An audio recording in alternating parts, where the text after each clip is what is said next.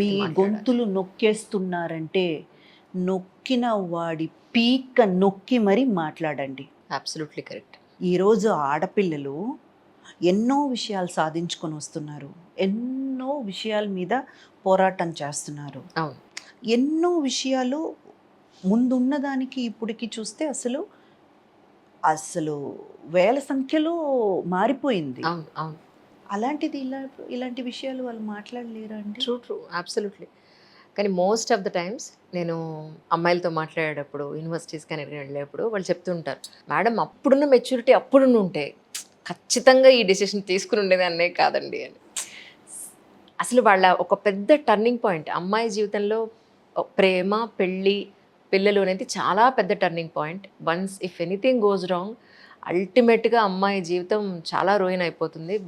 మనం అసలు ఒక మాటలో చెప్పలేము ఆ బాధని.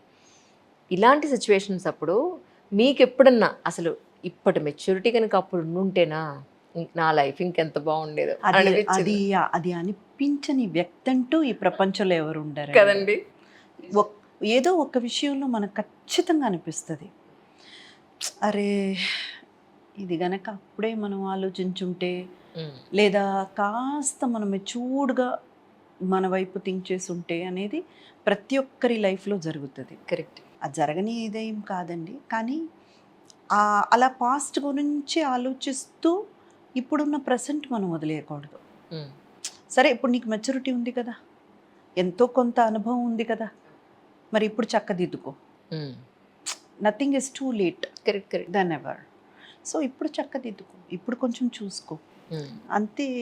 అదొకటండి. ఇంకొకటి ప్రేమ పెళ్ళి విషయంలో అసలు మనం సలహాలు ఇవ్వలేమండి, ఇచ్చినా తీసుకోరు. ఎందుకంటే ప్రేమ అనేది అంత మామూలుగా చెప్పలేదండి పెద్దలు, గుడ్డిది అని. ప్రేమ అనే ఒక విషయంలో మాత్రం ఆ ఎదుట ఉన్నవాడు తప్పుడు వాడు, తప్పుడు మనిషి, వీడి వల్ల నన్ను బాగా వాడుకుంటున్నాడు, వీడు నన్ను ఈ నడి రోడ్డు మీద నిలబెట్టి వెళ్ళిపోతాడు అంటే వాడి గురించి ఎన్ని రకాలుగా మనకు తెలిసినా కూడా మళ్ళీ మళ్ళీ వెళ్ళి ఆ గొయ్యలోనే పడ్డమే ప్రేమ. కరెక్ట్. అది ఎందుకు ప్రేమిస్తామో తెలియదు. మంచిగా ఎంతో కొంత చూసుకొని రెస్పాన్సిబుల్గా ఉన్న వాళ్ళ మీద మనకెందుకు ప్రేమ రాదో తెలీదు కదండి. అది రాదో తెలీదు. వాళ్ళతో ఎన్ని ఇబ్బందులు పడుతున్నా మళ్ళీ వెళ్ళి అదే గోతులో పడుతూ ఉంటాను. ఏదో నేను అతను ఇప్పుడు అలా మారిపోతాడే, నేను మార్పించేస్తాను, లేదా అతను మారిపోతాడు, నా ప్రేమ వల్ల అతను మారిపోతాడు అని నమ్మడం కంటే మూఢనమ్మకం మరొకటి లేదండి. కదండి. నిజానికి ఏ మనిషి మార్చలేరేమో. I think so. మనిషిని పక్కన పెట్టండి, మగాడినైతే అస్సలు మార్చలేమండి. ఎందుకంటే ఆడవాళ్ళైనా 4 మంచి మాటలు, మాయ మాటలు చెప్తే పడిపోతారు, మారిపోతారండి. ఎందుకంటే వాళ్ళకి కావాల్సిందంతా, నాకు తెలిసినంత వరకు ప్రేమగా చూడడం, 4 మాటలు పలకరించడం, కొంచెం టైం కేటాయించడం వాళ్ళ కోసం. వాళ్ళేం పెద్ద పెద్దగా ఏం కోరుకోరు. ఆడవాళ్ళు పాపం చాలా అమాయకులు చెప్పాలంటే. అలాంటి ముక్కులు ఫ్రిడ్జ్ లో పెడుతున్నారని అలాంటి వాళ్ళతో పోలుస్తారు మన వాళ్ళు. లేదు కాదు, పర్సంటేజ్ వైజ్ ఆలోచించండి. నేను చెప్పేది అది కాదండి, నిజంగా ప్రేమించే అమ్మాయిల గురించి మాట్లాడుతున్నా. True got it. నిజంగా ప్రేమించే అమ్మాయిలు మాత్రం వాళ్ళు కోరుకునేదంతా ఏంటంటే ఏదో కొంచెం టైం కేటాయించు, కొంచెం ఎక్స్ట్రా టైం ఇస్తే ఎక్స్ట్రా హ్యాపీనెస్ అండ్ 4 మంచి మాటలు.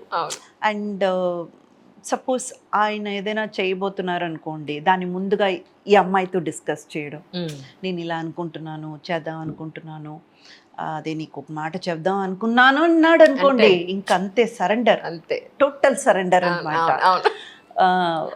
పిచ్చివాళ్ళు మనం నిజంగా, అంటే ప్రేమించేవాళ్ళు, నిజంగా ప్రేమించేవాళ్ళు.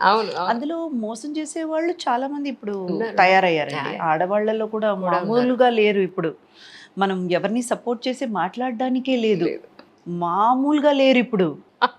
వామ్మో, అది కూడా భయంగా ఉంది ఇప్పుడు. ఒకప్పుడు మనం ధైర్యంగా మాట్లాడేయచ్చు, మగాళ్ళు ఆడవాళ్ళని విడదీసి.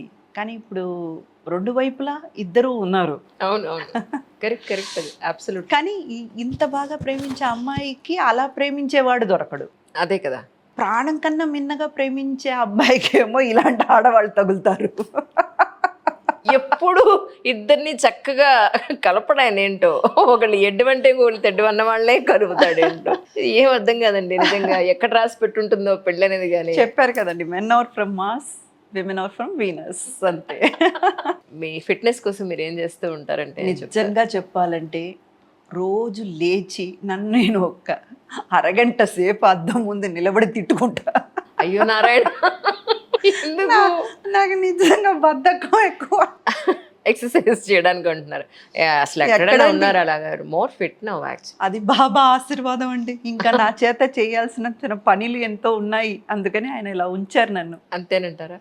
No yoga, no walking? Yoga అదేనండి. I was doing, I mean like I do yoga, but I'm not a regular yoga person. Right. That's what I'm saying.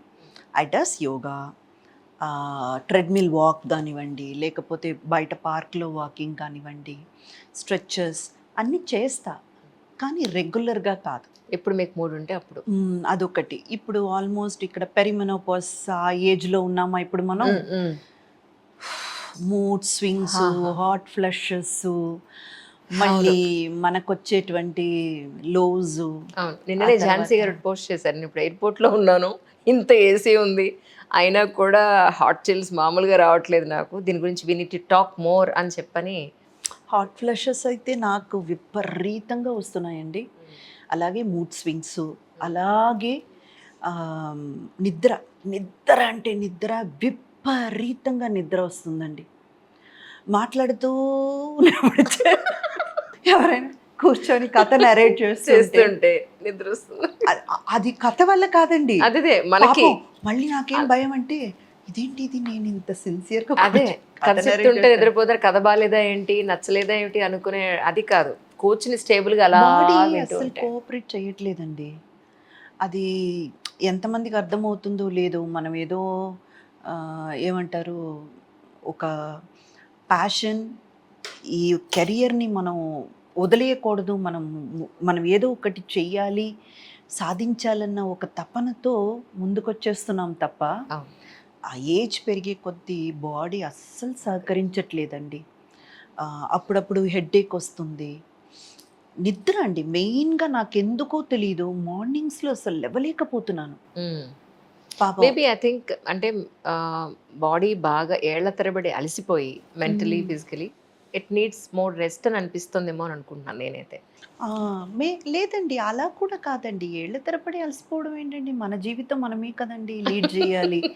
అలసిపోవడానికి ఏముందండి, మనకంటే కూడా కష్టపడి పనిచేసే వాళ్ళు కార్మికులు ఎంతమంది ఉన్నారండి. అసలు చెప్పొద్దు, అది వాళ్ళకు కూడా ఏజ్ అవుతుంది కదా, మరి వాళ్ళు ఎలా మేనేజ్ చేస్తున్నారు, లేదా వాళ్ళ అవసరాలు వాళ్ళ బాడీ కంటే కూడా, అంటే వాళ్ళ బాడీ గురించి ఆలోచించడం కంటే కూడా వాళ్ళ జీవిత అవసరాలు వాళ్ళని నెట్టుతున్నాయేమో, అదే నాకు అనిపిస్తుంది. మనం కొంచెం బాబా మనల్ని ఒక మంచి స్థితిలో పెట్టి, ఒక కంఫర్టబుల్ జోన్లో పెట్టినందువల్ల మనం ఎంత బద్ధకంతో తయారయ్యామా అని కూడా నేను తిట్టుకుంటానండి. రోజు నన్ను చూసి నేనే ఒక ½ అన్ అవర్ అయినా తిట్టుకుంటా.